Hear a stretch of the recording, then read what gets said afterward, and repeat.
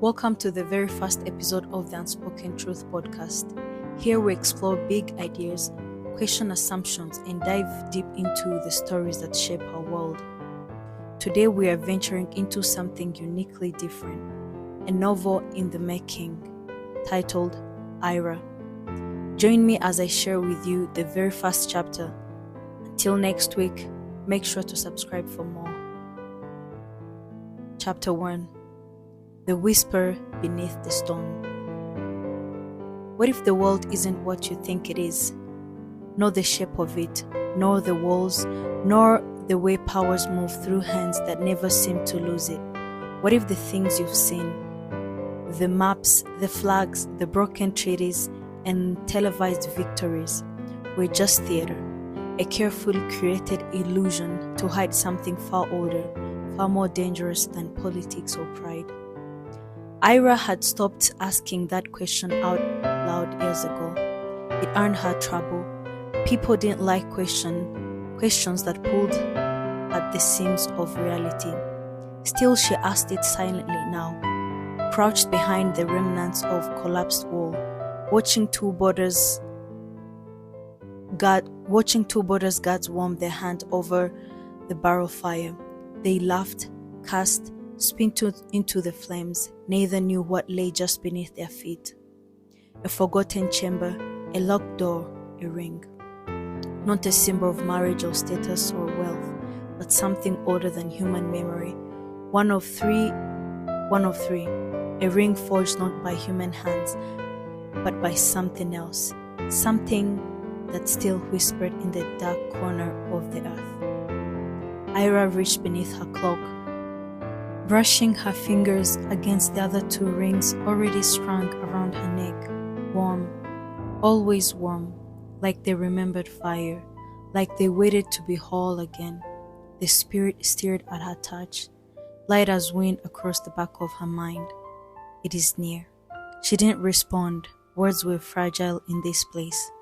Even thoughts felt heavy. The runes around her moaned with the ache of time. Stone cracked by centuries of silence and secrets. The Temple of Ashes wasn't on any map anymore. It had been bombed, buried, redrawn. But it still stood in a way, like a wound beneath a scar. She pulled her hood lower and slipped into the shadows, the guards none the wiser. The world thought it was at war. Every screen flickered with footage of missiles, borders clashes, political blame, but none of it was real. Not really.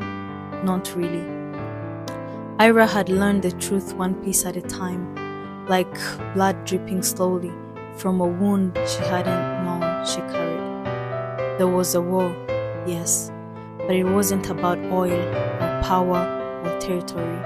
It was about the rings.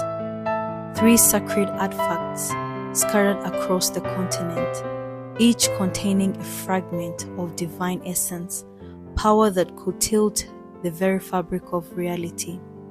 Governments didn't control the war, the rings did. They called to certain people, marked them, changed them.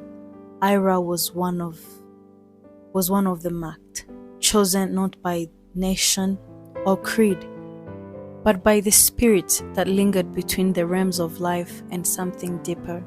She hadn't asked for this. She hadn't even believed in anything until the day her mother disappeared into a column of golden light, her body dissolving as if it had never been flesh at all. The first ring had appeared in its place. Now Ayira crawled through the broken underbelly of the temple, her boots scraping over bones so old they crumbled like ash. The air here was still, too still. She reached a sealed chamber, a circular door carved with symbols that vibrated softly when she neared. The rings on her neck pulsed in answer, their heat now undeniable. The third was here, somewhere beneath her feet, behind stone and time. The final ring waited, but so did the guardians, not men, not spirit, something else. Things that had once been human, perhaps twisted by their duty into shadows that fade on memory and pain. Ayira whispered a breath and stepped forward. What if the world isn't what you think it is? She was about to find out. The chamber door resisted her touch at first. It was stone, yes, but not like any stone she had ever seen. Pale grey, smooth as water, worn bone, etched with marks that seemed to shift under her gaze. When her fingers grazed the center sigil, a dull sound echoed through the space, like the exhale of something very old waking from sleep. The rings at her chest glowed faintly now, their warmth spread across her skin, through the fabric of her tunic, into the hollows of her bones. She felt herself sinking, not physically, but mentally, like the world above had gone silent, and only this chamber remained. The door sighed open. She slipped inside, heart pounding like a drum wrapped in velvet. Darkness welcomed her, not pitch black, but a deep blue haze, as though the chamber breathed in shadows and exhaled in memory. There were carvings on the walls, faded and fractured. She could make out the curve of a hand, the eye of a stone, a spiral that pulsed with meaning she didn't yet understand. The spirits stirred again. You are close, but the ring is not alone. That's when she felt it, the change in the air, the cold. It wasn't just temperature, it was an absence of heat, of sound, of time. Something here had never died because it had never been alive, and it had been waiting. Ayira stepped forward. A circle of ancient stone sat in the center of the room. The dust swept away as if by invisible hands. And there, resting atop a raised pedestal of black iron, was the third ring. It looked ordinary, not larger than the others, forged of dull silvery metal, but the moment her gaze fell on it, her knees nearly buckled. It wasn't the ring itself, it was what was inside it. A memory, not hers, not even human. She reached for it slowly, the way one might reach for lightning. Her fingers touched the band, and the world shattered. She saw fire, not flames, but the fire, the first one, before suns, before breath. She saw a city of towers that bent towards the sky as if in prayer, crumbling in reverse.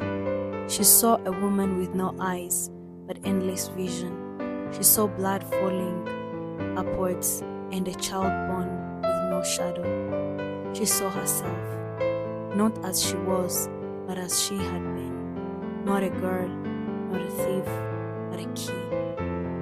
Ayira collapsed to the floor, her breath gone, her heartbeat scattered. The ring slid from the pedestal into her palm. It was hers now. The chamber was silent. No wind, no movement. But she could feel it. Something had changed. Something new. Something new. The ring had been taken. Above her, in the city of Vera, the sky cracked. And somewhere beyond the veil of this world, a door opened. That's the end of chapter 1. Follow for chapter 2. Thank you for listening.